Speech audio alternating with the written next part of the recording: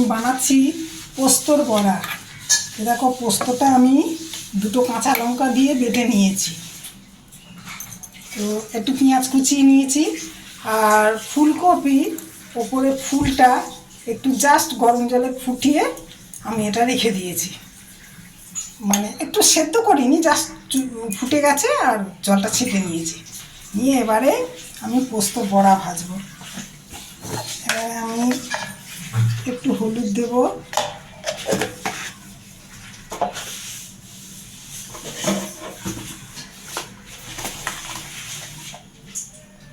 নুন দেব,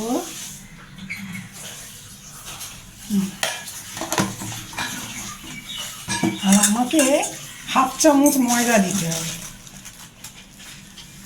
এই হাফ চামচ আমি ময়দা দিলাম, কেননা কপিটা দেবো তো। দিয়ে এবারে কপিটা দিয়ে দিই।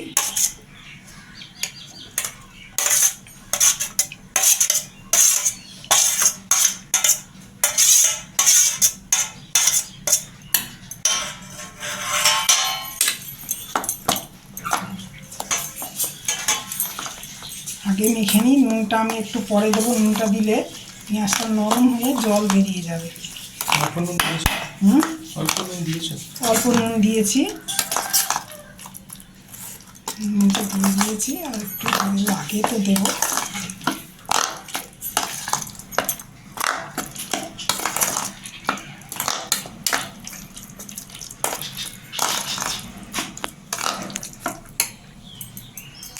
আমি আরেকটু নুন দিয়ে দিয়েছি, দিয়ে এবার আমি পোস্তর বড়াটা ভাজবো।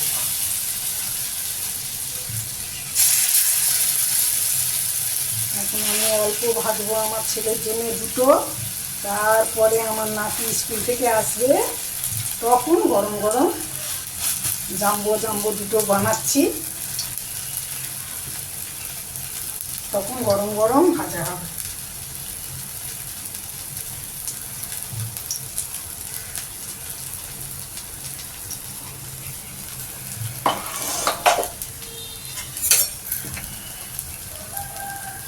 এবার ভাজা হোক।